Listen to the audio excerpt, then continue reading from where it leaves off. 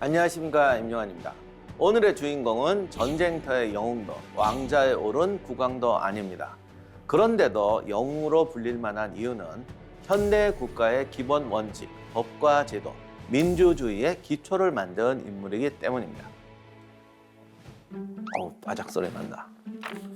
심지어 우리가 매일 쓰는 화폐, 미국의 100달러 지폐에 얼굴이 남아있죠. 미국 지폐에 등장한 인물들 대부분이 대통령입니다. 그런데 미국 달러 중에서도 최고액권에 등장한 사람, 그리고 유일한 민간인, 그 사람이 바로 오늘의 영웅입니다. 두 번째 힌트는 연입니다. 야, 요즘 연도 이렇게 잘 만드냐? 폭풍우가 치고 천둥 번개가 몰아치는 날, 금속 철사가 달린 연을 하늘에 띄운 사람. 이거 진짜 잘난다. 목숨을 걸고 실험에 번개가 전기라는 사실을 증명해냈고, 그 결과 피레침을 만들어 사람과 건물을 지켜냈습니다. 그리고 미국의 독립을 이끈 독립선언서입니다.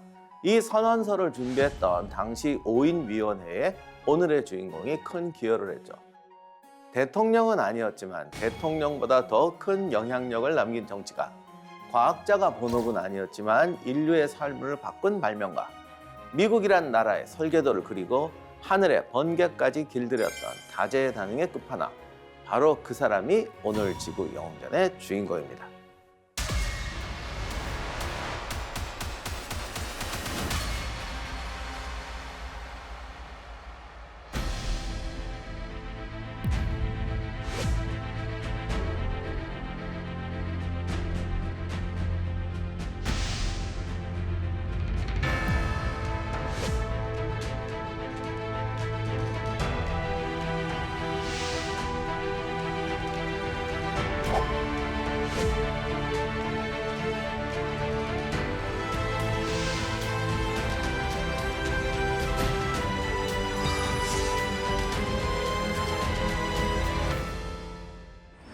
지구 영웅전 오늘의 주인공은 바로 미국의 독립을 이끈 건국의 아버지 벤자민 프랭클린입니다.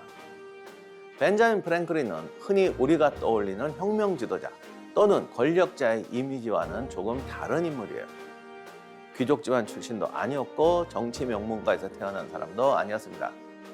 인쇄공 집안에서 태어나 스스로 공부하고 스스로 길을 개척한 말 그대로 자수성가의 아이콘이었죠. 또 프랭클린은 단순한 학자가 아니었습니다. 과학자이면서 동시에 언론인이었고 외교관이면서 현실 정치에도 깊이 관여한 인물이었습니다.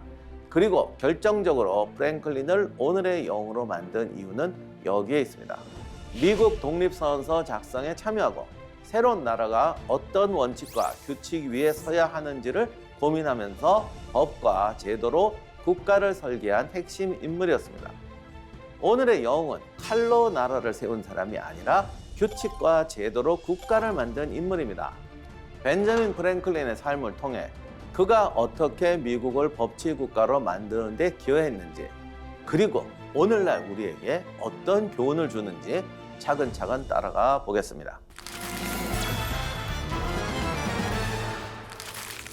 오늘도 이야기에 앞서 벤자민 프랭클린의 인생에 결정적인 영향을 미친 3명의 인물부터 살펴보겠습니다.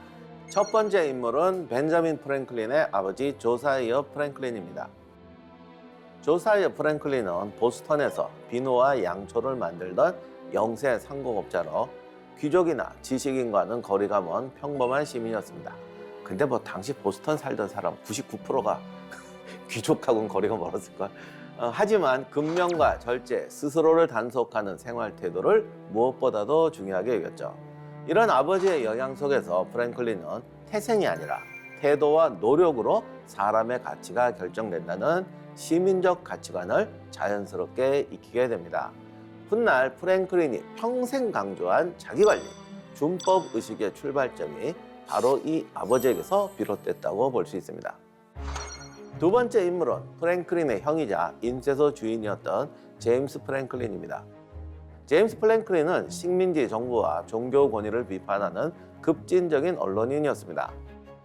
프랭클린은 10대 시절 형의 인쇄소에서 견습공으로 일하며 글쓰기와 논설, 풍자와 여론의 힘을 몸으로 체득합니다. 하지만 두 형제의 관계는 순탄하지 않았습니다. 강압적인 형의 태도 속에서 벤자민은 갈등과 억압을 경험하게 되고 이 과정에서 정면 충돌보다는 설득과 조정이 더 강한 힘을 가진다는 깨달음을 얻게 됩니다.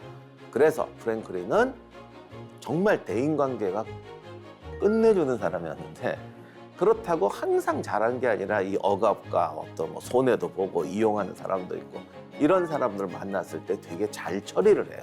그런 건 형 덕분을 본 거죠. 그리고 그것이 주변 사람들에게 또 감동을 줘서 이 사람이 지역사회 인재로 스카웃되는데 굉장히 어떤 중요한 계기가 되거든요. 그래서 형이 고의로 그런 건 아닌데 하여간 그런 도움이 됐습니다. 세 번째 인물은 미국 독립선언서의 초안을 쓴 인물, 토머스 제퍼슨입니다. 제퍼슨은 미국 3대 대통령으로 미국 민주주의를 대표하는 인물 가운데 한 명이죠. 프랭클린은 독립선언서 작성 과정에서 제퍼슨과 함께 작업하며 사상을 말하는 인물을 넘어서 사상을 제대로 완성하는 국가 설계자로 자리 잡게 됩니다. 이 세 사람은 각기 다른 방식으로 벤자민 프랭클린의 삶과 선택에 깊은 영향을 준 인물들입니다. 그러나 중요한 거는 이런 사람들의 영향을 자기가 어떻게 받아서 소화하느냐의 문제인데 벤자민은 이 능력이 탁월했죠. 이제부터 이 인물들, 그 수많은 사람들과의 관계 속에서 프랭클린이 어떻게 성장하고 어떻게 미국을 법과 제도의 나라로 만들어갔는지 본격적으로 살펴보겠습니다.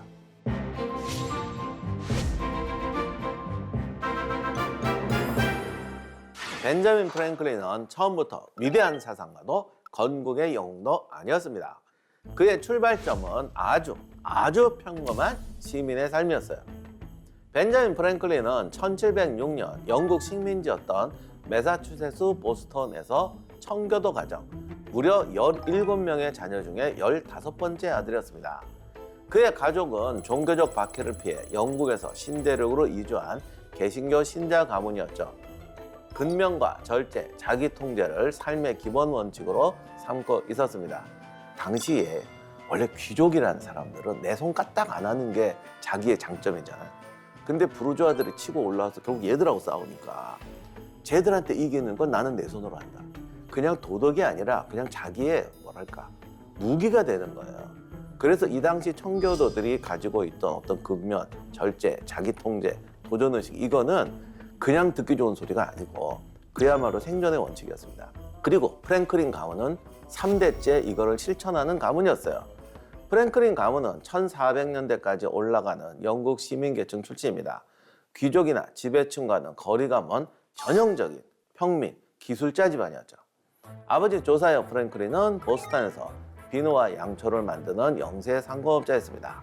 가정 형편은 넉넉하지 않았다고 하는데 이건 약간 과장인 게 요즘 웬만큼 잘 살아도 애들 17명 키우는데 밥값 대기가 쉽겠어. 사실 이 사람 그렇게 빈민은 아니에요. 어느 정도 있는데 애들 때문에 이게 뭐가 안 되는 거지. 그래서 정규 학교 교육을 오래 받지 못했습니다. 초등학교 수준의 교육을 약 2년 정도 받은 뒤에 10살 무렵에 학교를 그만뒀습니다. 이 때문에 뭐 엄청 빈민이었다는 소리를 듣는데 요즘에 자식 10명 학교 보낼 수 있는 집이 요즘에 없어요. 왜냐면 이때는 형들은 벌써 이제 취직하고 이렇게 되니까 그나마 막내한테 이제 학교로 가게 되는데 이 집안이 공부를 무시하고 그런 집안이 아니었어요. 원래부터. 좀 부르주아도 공부해야 된다 이런 가풍이 내려오던 집안이었습니다. 프랭클린이 학교를 그만두고 아버지를 도왔는데 비누와 양초를 만들기 위해 기름을 끓이고 심지를 만들고 배달하는 일까지 전 과정을 경험합니다. 이것도요, 당시는 괜찮은 직업이에요. 거의 노예에 가까운 막노동하는 사람들도 많던 시절이니까 이 자영업자잖아요. 이 시기 어쨌든 그는 노동의 고된과 반복성을 어린 나이에 체감하게 되었다고 합니다. 하지만 프랭클린은 아버지의 일을 평생 직업으로 삼는 데는 흥미를 느끼지 못했어요. 이를 눈치챈 아버지 조사이어는 아들에게 다른 길이 있는지 알아보기 위해서 목공, 대장장이 등 여러 장인들이 일하는 모습을 직접 관찰하겠습니다. 이 경험은 프랭클린이 도구, 기계, 사물의 구조에 관심을 갖는 계기가 되었고 훗날 과학 실험과 발명, 이분이 뭐 이상한 거 많이 발명했어요. 그런 발명을 하게 되는 출발점이 되었습니다.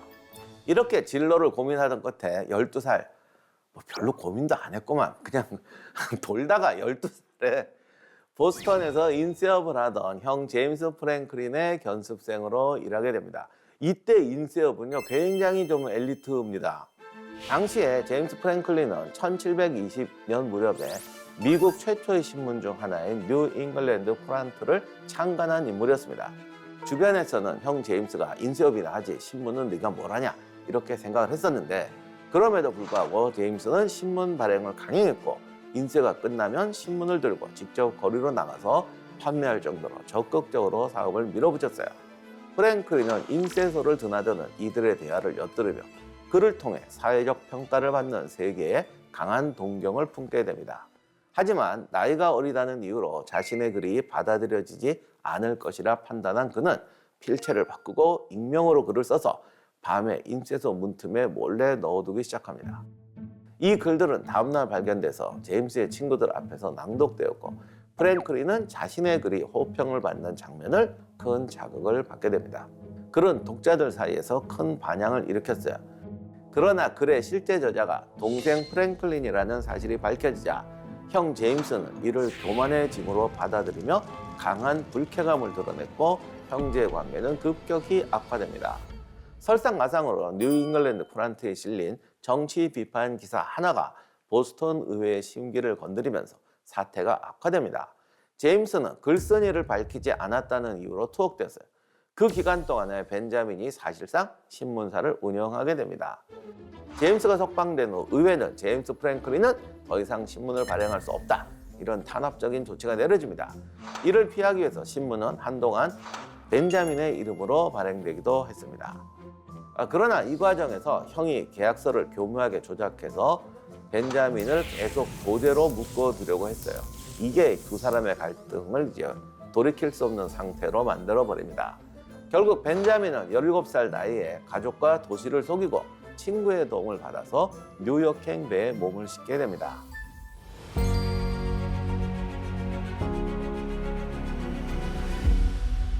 1723년에 프랭클린은 고향 보스턴을 떠나 다른 도시로 갔어요. 작은 돈과 인쇄 기술만을 가진 17살의 청년이었습니다.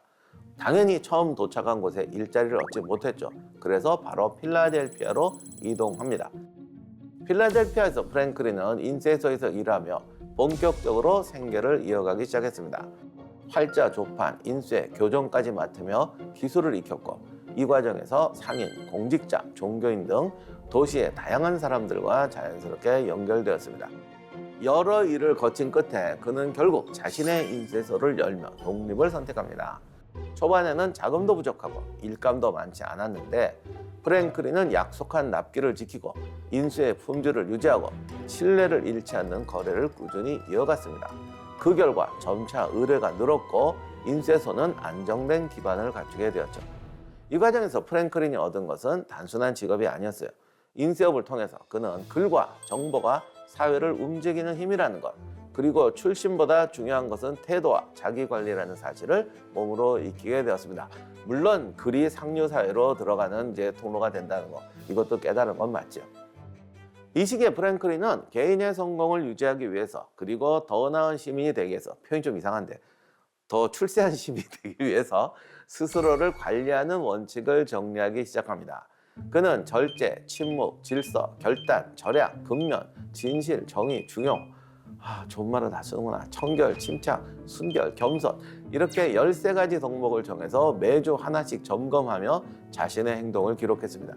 왜냐하면 이때 사람들이 학교라든가 이런 집단적인 그 사회 훈련을 받질 않잖아요. 그러다 보니까 자기 관리가 안 돼요. 그러니까 프랭클린이 그걸 깨달은 거야. 이게 굉장한 무기구나. 제가 오늘 프랭클린 얘기하지만 이거 13개 적어서 이걸 쓰자가 아니라 그거를 통해서 지금 나에게 중요한 무기가 뭔가, 이걸 찾아야 된다는 거죠. 정리해보면 프랭클린은 실패와 배신, 가난을 겪으면서도 결국 기술과 신뢰, 그리고 자기관리로 자기 자리를 만들어낸 인물이었습니다. 그리고 바로 이 자수성가의 과정이 훗날 그가 국가의 제도와 법을 설계하는 건국의 지식인으로 성장하는 가장 중요한 토대가 됩니다. 프랭클린은 인쇄업자이자 언론인으로서 신문이 단순한 소식 전달 수단이 아니라 사회를 움직이는 힘이라는 사실을 분명히 인식합니다. 그는 공공의 질서와 시민의 책임을 강조하는 글을 꾸준히 실었습니다. 프랭클린에게 언론은 권력을 비난하는 무기가 아니라 시민을 설득하고 사회를 조정하는 수단이었어요. 이러한 태도는 필라델피아 시민들 사이에서 신뢰로 이어졌고 그의 말과 글은 점차 영향력을 가지게 됩니다. 프랭클린은 개인의 선의만으로는 사회가 바뀌지 않는다고 보았습니다. 이게 또 대단한 거죠. 사회는 집단의 힘으로 바뀌는 것이다. 요령과 비판과 개혁이 필요하다. 그래서 그는 상인, 장인, 인쇄공 등 다양한 직업의 시민들이 정기적으로 모여서 사회 문제를 논의하는 토론 모임인 준토를 조직합니다. 이 모임에서는 정치, 경제, 도덕, 교육 문제를 놓고 실질적인 해법을 논의했으며 단순한 의견 교환이 아니라 행동으로 옮길 수 있는 방안들이 도출되었습니다. 요게 이제 역사 보면 항상 이런 모임이 이념 논쟁하는 데가 있고 실무 논쟁하는 데가 있는데 프랭클린은 이제 현장 직업에 있는 사람들을 모아서 실제적인 조치를 논하게 돼요. 1731년 필라델피아에서 필라델피아 도서관 회사 설립에 참여합니다. 당시 책은 값비싸고 구하기 어려운 물건이었습니다. 프랭클린은 토론 모임인 준토 회원들과 개인이 아닌 공동 출자를 통해서 책을 구입하고 지식을 함께 공유하는 방식의 도서관을 구상했습니다. 이 제도는 지식이 특정 계층에 머무르지 않고 시민들에게 확산되는 계기가 되었습니다. 프랭클린의 도서관 설립은 지식 공유와 시민 교육을 제도화한 초기 사례로 평가되고 있습니다. 또한 도시의 적이 화재입니다. 그때는 또 목조 건물이 많았잖아요. 이런 공동 위험에 대응하기 위해서 시민 자원 소방대를 조직했고 의료 혜택이 부족한 이들을 위해서 공공병원 설립에도 관여합니다. 이런 게 이제 준토의 힘이에요. 프랭클린은 과학연구 역시 개인의 명예를 위한 것이 되어서는 안 된다고 보았습니다. 18세기 당시에 번개는 정체를 알 수 없는 공포의 대상이었습니다. 프랭클린은 번개가 구름과 땅 사이에서 발생하는 거대한 전기 방전 현상일 수도 있다는 가능성에 주목했습니다. 1752년 프랭클린은 네우속에서 아들 윌리엄과 연 실험을 진행했습니다. 연 꼭대기에 뾰족한 금속 침을 달고 연줄 끝에는 금속 열쇠를 매달았으며 전기가 잘 흐르도록 젖은 300근을 사용했어요. 연이 구름 가까이 올라가자 금속 열쇠에서 전기 스파크가 튀는 현상이 관찰되었고 이를 통해서 번개에 전기가 흐른다는 사실이 실험으로 입증되었습니다. 물론 말만 들어도 소름 끼칠 정도로 위험한 시도였죠. 중요한 거는 이게 번개와 전기가 같은 현상의 결과를 입증했다는 거죠. 이게 정말 수많은 건물을 구했어요. 번개의 전기를 땅으로 흘려보내는 장치인 피레침을 보관해서 이를 통해서 화재와 인명피해, 정말 수많은 문화자산을 보호하는 데 크게 기여했습니다. 프랭클린의 연 실험은 자연현상을 과학으로 설명하고 그 성과를 공공의 안전으로 연결한 과학사에서 가장 상징적인 실험 중 하나로 평가되고 있습니다.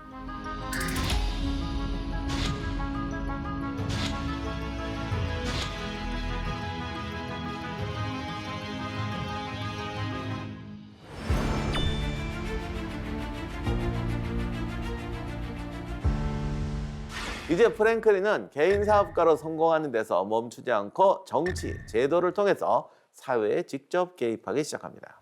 준토에서 했던 실무 경험과 신뢰를 바탕으로 프랭클린은 1736년에 펜실바니아 하원 의원이 됩니다. 프랭클린의 삶이 개인 사업가에서 정치와 행정의 길로 본격적으로 들어서는 전환점이었습니다.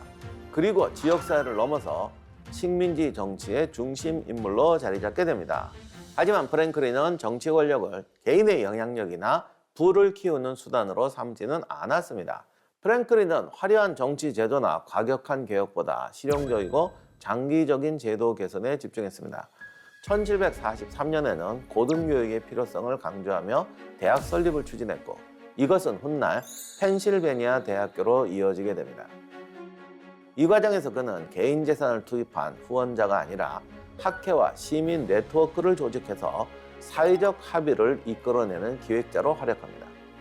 프랭클린은 안보 문제에서도 군사 영웅이 되려 하지는 않았습니다. 그는 군대를 직접 지휘하기보다는 민간 차원의 방위 조직과 행정 체계를 정비하는 데 힘썼습니다. 독립전쟁 직전에 시민들이 프랭클린을 연대장으로 추천합니다. 그러나 그는 이를 즉시 사용했습니다. 스스로 군 지휘 능력이 없다고 판단했고 전선에서 화약을 들기보다는 뒤에서 체계를 유지하는 역할을 선택했습니다. 근데 이렇게 들으면 좀 왠지 전선에 나가기 싫어서 그렇게 말하는 것 같긴 한데, 내가 봐도 이분은 지휘관보다 뒤쪽 역할을 훨씬 잘할 수 있는 사람이었고, 실제 그 역할을 안 했다면 모르겠는데 했어요. 그러니 뭐 무슨 말을 해. 프랭클린의 정치적 역량이 가장 분명하게 드러난 분야는 행정이었습니다. 그는 1753년부터 1774년까지 펜실베니아를 포함한 전 식민지의 최신 장관 대리를 맡았어요. 이 기간 동안에 그는 우편 제도를 대대적으로 개선합니다. 노선을 정비하고 배달 속도를 높이며 요금을 체계화해서 우편망을 단순한 편지 전달 수단이 아니라 경제와 사회를 연결하는 인프라로 바꿨습니다. 이 우편망은 식민지 간 정보 교류를 촉진했고 훗날 정치적 연대가 가능해지는 토대가 되었습니다. 이러한 경험을 통해서 프랭클린은 단순히 펜실바니아의 정치인이 아니라 식민지 사회 전체를 대표할 수 있는 인물로 인식되기 시작했습니다. 영국과 식민지의 갈등이 본격화되자 프랭클린은 여러 차례 식민지 대표 자격으로 영국에 파견됩니다. 세금, 통상, 행정 부담이 식민지와 영국 양쪽에 어떤 문제를 일으키는지를 논리적으로 설명하는 역할을 맡았습니다. 특히 1765년 독립전쟁의 기원이 된 인지조례가 시행됐을 때 프랭클린은 영국 의회 청문회에 출석해서 식민지의 세금 부담을 줄이고 인지세를 철폐하는 데 결정적인 역할을 했습니다. 이 일로 프랭클린은 식민지의 이해관계를 본국 정치 무대에서 관철시킨 인물로 주목받게 되었습니다. 그는 독립전쟁이 발발하기 전까지 무력 충돌보다 협상과 제도 안에서 해결을 우선했고 영국과 식민지 양쪽의 구조와 이해관계를 모두 잘 알고 중재하는 어떤 대안을 잘 내놓던 사람이었어요. 이 때문에 프랭클린은 독립전쟁 이전부터 식민지 사회를 대표해서 말할 수 있었던 몇 안 되는 정치인으로 자리 잡게 됩니다. 더 대단한 건 미국에서도 인망이 올라가고 영국에서도 인망이 올라가고 참 힘든 건데 이쪽에서 매국노 너는 뭐 저쪽이냐 이렇게 욕먹기 딱 좋은데 양쪽에서 다 존경받는 사람이 됩니다.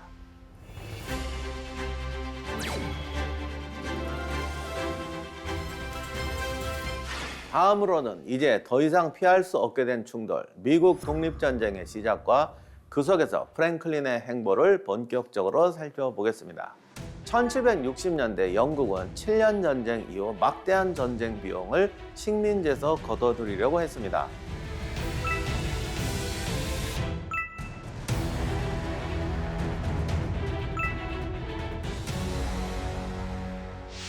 설탕법, 인지세법, 병영법 등 각종 세금과 부담이 늘어나자 식민지인들은 대표 없이 과세 없다 라고 외치며 강하게 반발했습니다.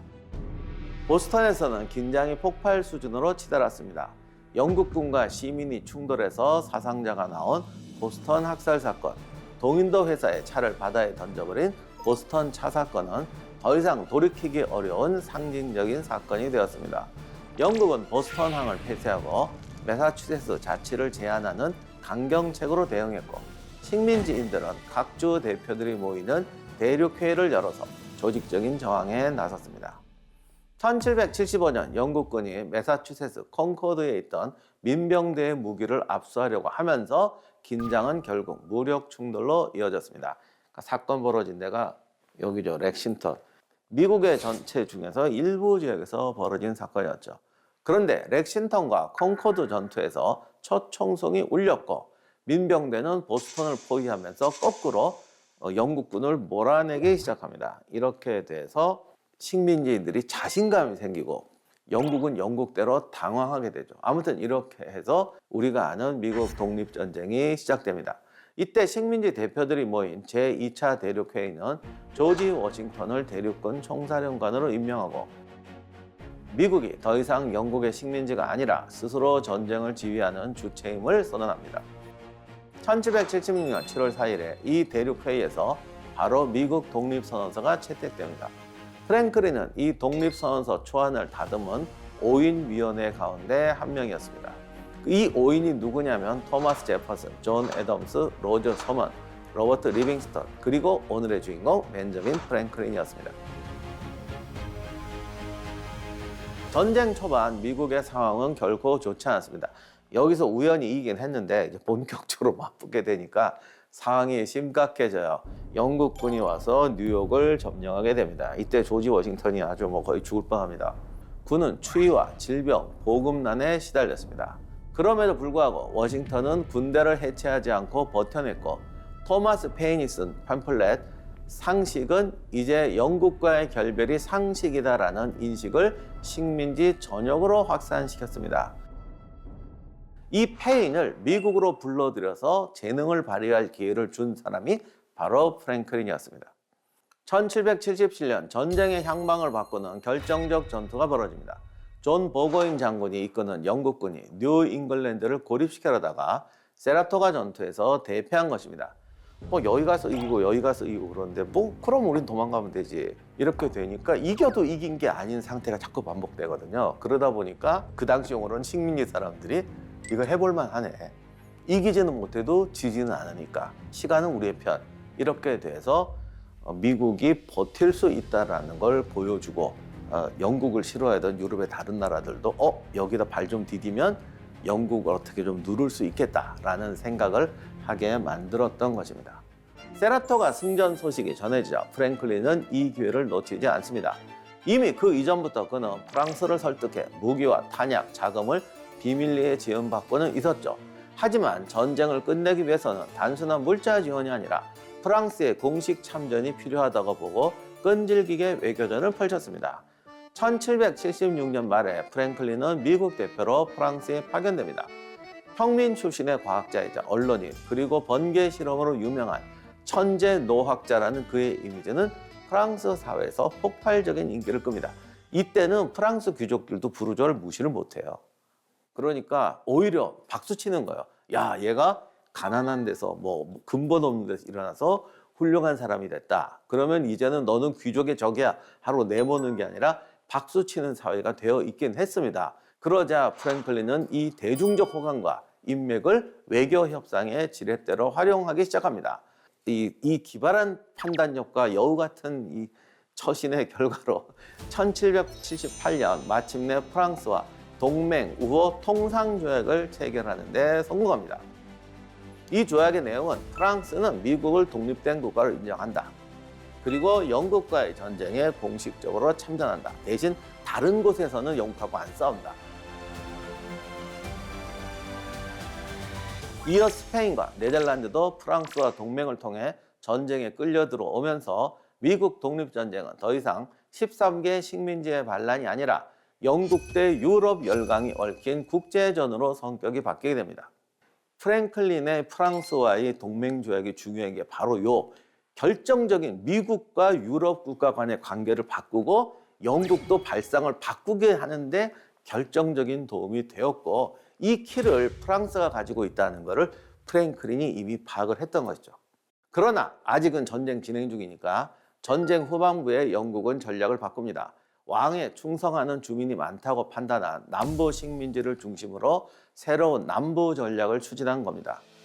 참고로 당시 13개 식민지는 북쪽의 뉴햄프셔, 매사추세츠, 로드 아일랜드, 코네티컷, 중부가 뉴욕, 뉴저지, 펜실바니아, 델라웨어, 남부 식민지는 메릴랜드, 버지니아, 노스캐롤라이나, 사우스캐롤라이나, 조지아입니다. 지금 미국의 북부, 중부, 남부하고는 개념이 다릅니다. 찰스 코닐리스 장군은 남부 곳곳을 돌며 왕당파를 모으려고 합니다. 그런데 막상 가봤더니 이미 분위기가 확 넘어가가지고 이게 별로 안 모여요.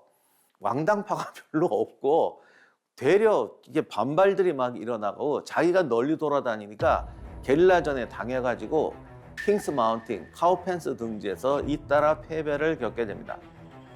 결국 코닐리스는 내륙으로 들어가는 거 안 되겠다.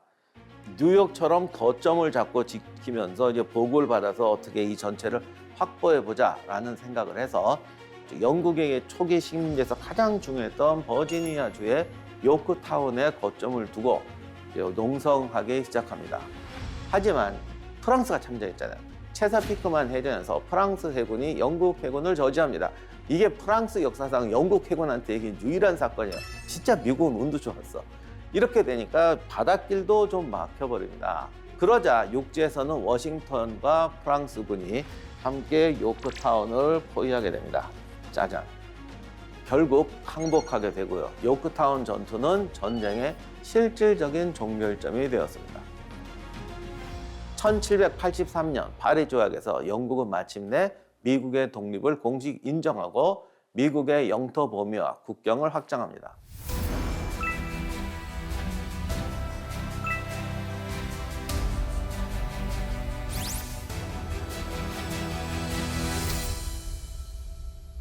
하지만 승자의 대가도 가벼운 건 아니었습니다. 미국은 전쟁 동안 수만 명의 사상자를 냈고 그중 상당수는 전투가 아니라 질병과 포로 수용 과정에서 목숨을 잃었습니다.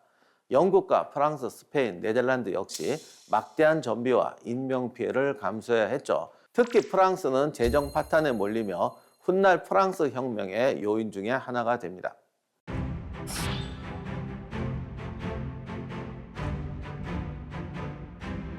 미국 독립선언은 1776년 7월 4일 필라델피아, 펜실바니아 주 의사당에서 열린 제2차 대륙회의에서 채택됐습니다. 공식 명칭은 13개 연합 아메리카주의 만장일치 선언이었습니다. 이 문서는 13개의 식민지가 더 이상 영국 식민지가 아니라 각자 독립된 주권국가이며 서로 연합한 새로운 정치 공동체임을 선언한 문서였습니다. 조지 3세와 영국 의회가 저지른 27가지 불만사항을 일일이 적시하고 자연권과 혁명권이라는 논리를 통해서 그래서 우리는 독립할 권리가 있다라고 설명했죠.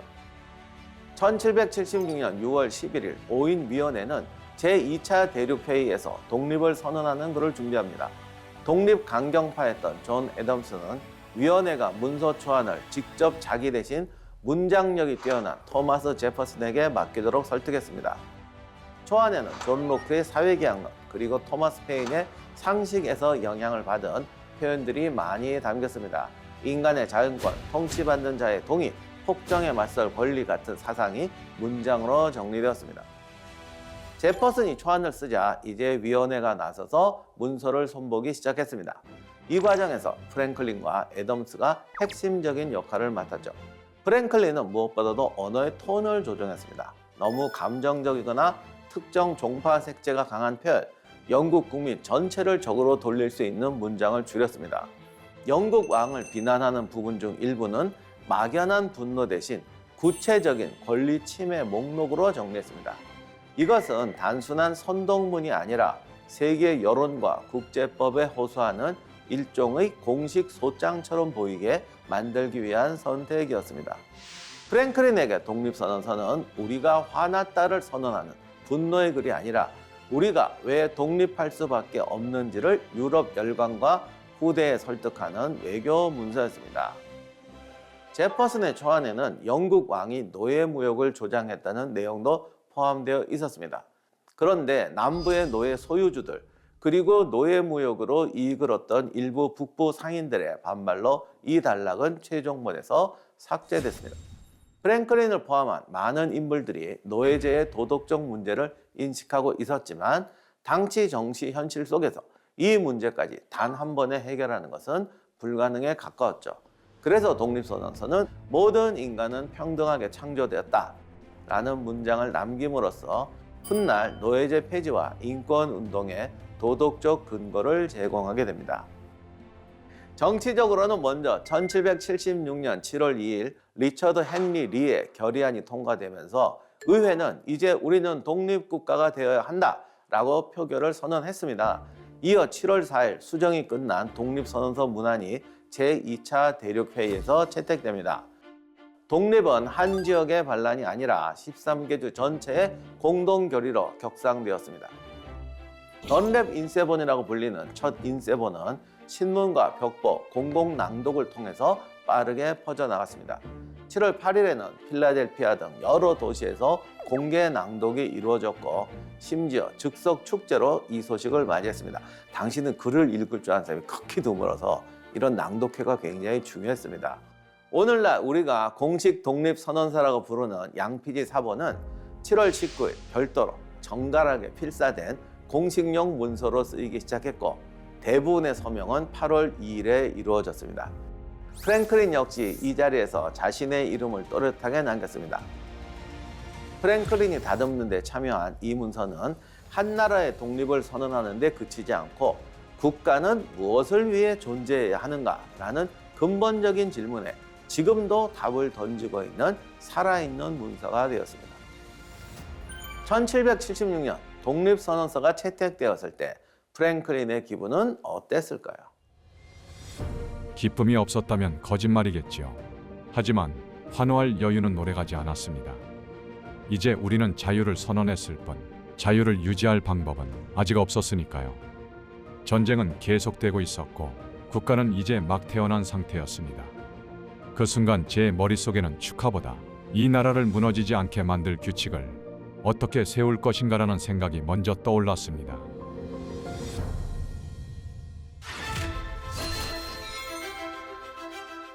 독립선언서가 채택되면서 미국은 하나의 나라가 될 수 있는 법적 출발선을 넘었습니다. 하지만 이 순간이 모두에게 같은 의미로 다가온 건 아니죠. 벤자민 프랭클린에게 이 독립은 평생 고민해온 시민의 권리와 자치가 비로소 문서로 완성된 순간이었지만 누군가에게는 지켜야 할 질서가 무너져 내리는 순간이기도 했습니다. 그리고 그 누군가는 다름 아닌 프랭클린이 가장 아끼는 사람이었습니다. 오늘의 지구 영웅전 더 라이벌.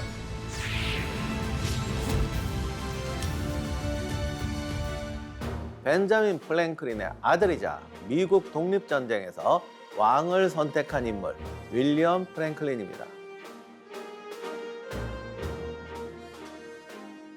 윌리엄 프랭클린은 벤자민 프랭클린의 혼외자식이죠. 프랭클린의 모친이 누구인지는 알려지지 않았습니다. 당시 기준으로 보면 사회적으로 불리한 출생이었지만 벤자민 프랭클린은 아들의 존재를 숨기지 않았고 성을 물려주고 교육과 진로를 전폭적으로 지원했습니다. 윌리엄은 아버지를 따라 식민지와 영국을 오가며 정치 외교 현장을 직접 목격했고 군 복무와 행정 실무까지 경험하며 엘리트 식민지 관료의 길을 밟게 됐습니다. 그는 런던 미들 템플에서 법학을 공부해 변호사 자격을 얻었고 영국 상류 사회와 관료 네트워크에도 자연스럽게 편입됐습니다. 결정적으로 윌리엄이 30대 초반이라는 젊은 나이에 뉴저지 왕실 총독에 임명될 수 있었던 데는 아버지 벤자민 프랭클린의 정치적 로비와 후원이 크게 작용했습니다. 프랭클린은 런던 정계에서 적극적으로 움직였고 그 결과 윌리엄은 식민지 최고 행정 책임자의 자리에 오르게 됐습니다. 영국 정부와 식민지 의회 사이에서 정면 충돌을 피하며 행정을 안정적으로 운영하려고 했죠. 이 시기만 놓고 보면 그는 유능한 총독으로 평가받았어요. 그리고 프랭클린도 영국과 우호적인 인물이었기 때문에 명백히 부자가 같은 팀이었습니다. 아버지는 이론과 외교를, 아들은 현장에서 행정을 맡는 분업 구조였습니다. 그러나 1770년대를 거치며 부자의 시선은 점점 엇갈리기 시작합니다. 벤자민 프랭클린은 영국 의회가 식민지 동의 없이 세금을 부과하고 권리를 제한하는 상황을 지켜보면서 이 체제 안에서는 시민의 자유가 보장될 수 없다고 판단하기 시작합니다. 결정적인 전환점은 1774년 영국 런던에서 열린 추미런 회의였습니다. 이 자리에서 프랭클린은 매사추세츠 총독의 편지 유출 사건과 관련해서 출석했는데 왕실 법무차관 알렉산더 웨더번은 프랭클린을 향해 공개 석상에 장기간 인신공격과 조롱에 가까운 비난을 퍼부었습니다. 영국 지배층이 아메리카 식민지 출신 인사를 결코 동등한 정치적 동반자로 보지 않는다는 사실을 그 자리에서 확인하게 되죠. 이 사건 이후 프랭클린은 식민지는 결국 자치와 독립으로 갈 수밖에 없다는 판단을 하게 됩니다. 그러나 그의 아들 윌리엄 프랭클린은 이 사건을 전혀 다른 시선으로 받아들여요. 그는 여전히 왕권을 폭정이 아닌 혼란을 막는 질서의 중심으로 보았고 영국 국왕에 대한 충성을 자신의 책임이자 의무로 여겼습니다. 본인이야 지금 이걸로 출세가도가 열렸으니 그렇겠죠. 두 사람 모두 질서를 지킨다고 믿었지만 한 사람은 시민의 동의로 유지되는 질서를, 다른 한 사람은 왕의 권위로 유지되는 질서를 선택했습니다. 독립전쟁이 본격화되자 부자의 위치는 완전히 갈라집니다. 벤자민 프랭클린은 독립선언서 작성에 참여하고 프랑스로 건너가 외교전선의 핵심 인물이 되었습니다. 반면 윌리엄 프랭클린은 끝까지 뉴저지 왕실 총독으로 남았습니다. 그는 독립 움직임을 내전과 무정부 상태로 보았고 뉴저지 의회에서 왕에 대한 충성이 번영으로 가는 길이라고 주장했습니다. 1776년 독립선언 이후 윌리엄 프랭클린은 혁명 세력에 의해 체포되어 장기간 투옥됩니다. 그는 새로 등장한 혁명 정부를 끝까지 인정하지 않았습니다. 이 과정에서 벤자민 프랭클린은 아들을 구명하기 위해 적극적으로 나서지 않았습니다. 아버지로서의 감정과 혁명 지도자로서의 입장 사이에서 그는 침묵을 선택합니다. 그리고 이 침묵은 아들에게는 사실상 결별의 선언이 됩니다. 이후 석방된 윌리엄 프랭클린은 미국 사회로 복귀하지 않았죠. 그는 뉴욕으로 이동해 왕당파 지도자로 활동하면서 영국편 군사 조직과 정보망을 구축했습니다. 두 사람의 갈등이 극단으로 치달은 사례가 조슈아 허디 처형 사건이었습니다. 1782년에 왕당파 무장 세력은 뉴저지 민병대 장교였던 허디를 생포했고 이전에 왕당파 인사를 살해한 사건에 대한 보복이라는 이유로 허디를 재판 한 번 없이 공개적으로 교수형에 처합니다. 윌리엄 프랭클린이 이 작전을 직접 지시했는지에 대해서는 논란이 있지만 해당 부대가 그의 감독 아래 있었다는 점에서 정치적 책임은 피할 수 없었어요. 이 사건이 벌어질 당시에 벤자민 프랭클린은 파리에서 미국을 대표해 평화협상을 진행 중이었습니다. 아버지는 전쟁을 끝내기 위해서 도덕성과 정당성을 쌓고 있었고 아들은 전쟁에서 지지 않기 위해 공포와 보복을 무기로 삼고 있었습니다. 이 지점에서 프랭클린 부자의 갈등은 단순한 정치 노선 차이를 넘어서 전쟁을 대하는 윤리와 방식의 충돌로까지 확장됩니다. 미국의 승리로 독립전쟁이 끝나자 왕당파들은 새로 탄생한 미국 사회에서 더 이상 설 자리를 찾을 수 없었습니다. 윌리엄 프랭클린 역시 자신이 태어난 땅이 아닌 충성을 바쳤던 제국의 수도 런던으로 향했습니다. 근데 문제는 이제 영국 사회도 그를 영웅으로 맞이하지 않았죠. 그는 패배한 전쟁의 충성파였고 제국은 더 이상 그를 필요로 하지 않았습니다. 그의 말년은 정치의 중심이 아닌 주변부에서 조용하고 쓸쓸하게 흘러갔습니다. 손자 템플 프랭클린은 할아버지 벤저민 프랭클린의 비서로 일했는데 할아버지와 아버지 사이를 오가며 마지막 기회를 만들고자 했지만 이미 벌어진 선택의 간극은 좁혀지지 않았습니다. 윌리엄 프랭클린은 1813년 런던에서 생을 마감했고 미국이 아닌 영국 땅에 묻혔습니다. 그는 끝내 독립한 미국 사회로 돌아오지 못했습니다. 두 사람은 전쟁이 끝난 뒤에도 같은 편이 되지 못했고 같은 나라의 사람이 되지도 못했습니다. 미국의 독립은 국경만 나눈 것이 아니라 사람과 가족의 삶까지 갈라놓게 된 거죠. 아들과 결국 화해하지 못한 임종 직전 벤자민의 마지막 심경은 어땠을까요? 후회가 없다고 말하면 거짓일 겁니다. 하지만 나는 아버지로서보다 한 시대를 책임진 사람으로 선택해야 했습니다. 아들을 잃은 아픔은 끝까지 남았지만 그 선택이 없었다면 이 나라는 태어나지 못했을 겁니다. 나는 아들을 사랑했고 동시에 그와 다른 길을 갈 수밖에 없었습니다. 독립선언 이후에 가장 시급한 과제는 미국을 국제사회가 인정하는 하나의 국가로 만드는 것이었죠. 프랭클린은 미국 대표로 프랑스에 머물며 미국을 반란 집단이 아닌 주권 국가로 인정받도록 외교 활동을 수행했습니다. 그는 조약과 외교 문서를 통해서 미국이 국제 질서 안에 들어올 수 있는 법적 외교적 지위를 확보하는 데 관여했습니다. 프랭클린의 역할은 전쟁 중에만 그치지 않았습니다. 그는 전쟁이 끝난 뒤에 영국과의 평화 협상에 참여하고 미국 독립을 국제적으로 확정짓는 과정에 관여했습니다. 이 과정에서 미국의 영토 범위와 전후 국제 관계의 기본 틀이 정리되었죠. 1787년에 미국 헌법을 만드는 과정에서 프랭클린의 역할은 조문 작성이 아니라 갈등 조정이었습니다. 당시 81세의 최고령 대표로 헌법 제정회의에 참석한 그는 중앙 권력과 주거나 대소주간의 이해가 첨예하게 충돌하는 상황에서 타협과 합의를 이끄는 중재자 역할을 맡았습니다. 회의 막바지에는 헌법안에 반대하는 대표들에게 의견 차이는 인정한다. 그러나 완벽한 헌법은 없다. 잘 운영되는 정부만이 있을 뿐이라는 이런 명언을 남기면서 공화국을 유지하기 위한 합의가 필요하다고 설득합니다.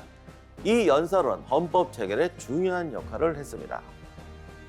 그리고 프랭클린은 헌법이 고정된 해답이 아니라 수정과 보완을 통해서 발전할 수 있는 구조여야 한다고 강조했으며, 이 인식은 이후 수정헌법 제도와 민주적 개헌 전통으로 이어졌습니다.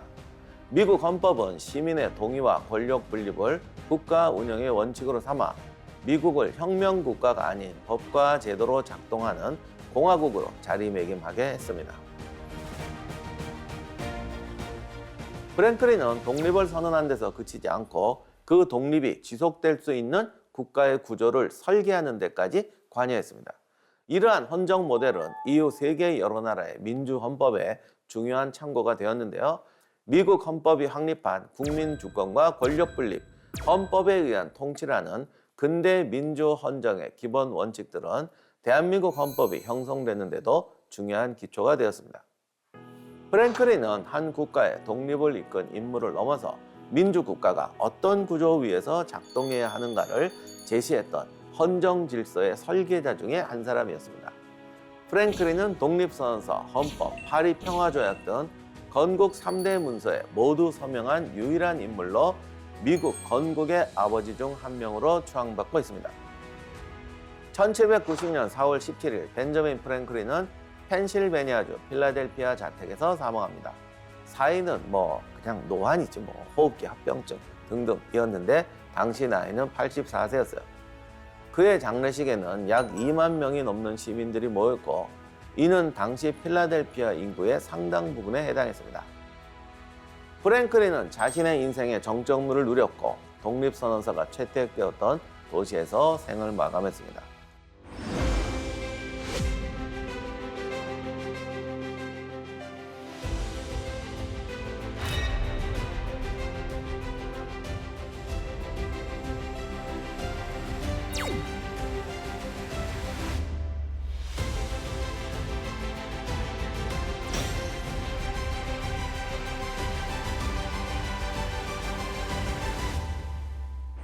지금까지 지구 영웅전에 등장한 인물들은 대부분이 피와 땀으로 얼룩진 전장 위에 서 있는 상처투성이의 고목 같은 사람들이었습니다. 그들의 삶에는 늘 비장함이 따라붙었죠. 그런데 벤자민 프랭클린은 조금 다릅니다. 그의 삶은 마치 유쾌하게 살아도 위대한 자리에 이룰 수 있다라고 말하는 것처럼 보입니다. 물론 현실은 그렇지 않아요. 프랭클린 역시 고통을 많이 겪었고 잘못된 선택의 대가도 치렀습니다. 아들과는 결별까지 감내해야 했죠. 그럼에도 그는 비장함 대신 유머를, 절망 대신 실험을, 분노 대신 설득을 선택했습니다. 프랭클린의 교훈은 어쩌면 이겁니다. 현실은 비정해 피와 땀을 요구한다. 그러나 도전하는 태도까지 무거울 필요는 없다. 그리고 벤자민 프랭클린은 총을 들고 싸운 장군은 아니었지만 제도를 설계하고 국가의 틀을 만든 사람이었죠. 그래서 프랭클린은 한 시대의 정치인 중 한 명이 아니라 오늘의 세계 최강 대국 미국을 설계한 건국의 아버지로 남게 된 것이죠. 벤자민 프랭클린은 인생에 대해서 이런 말을 남겼습니다. 긴 인생은 충분히 좋지 않을 수도 있다. 그러나 좋은 인생은 충분히 길다. 오늘은 이 프랭클린의 말 한마디를 남기며 지구 영웅전 여기서 마치겠습니다. 그럼 다음 주에도 흥미로운 이야기로 찾아뵙겠습니다. 감사합니다. 우리나라에서 조금 덜 알려진 이유가 좀 있을까요? 우리가 극단적인 고도 성장을 하고 극단적인 갈등을 헤쳐나왔잖아요. 그러니까 실용적 노력을 한다는 사람들에 대해서도 비판이 안 갈 수가 없어요. 이거는 비판하려는 게 아니라 우리도 그런 실용적 가치, 시민들이 현장에서 만들어가는 노력에 대해서 요즘 이제 많이 중요성을 깨닫고 있으니까 이제 그런 벤자민 프랭클린 같은 한국 분들이 많이 나오는 시대를 이제부터 만들어야겠죠.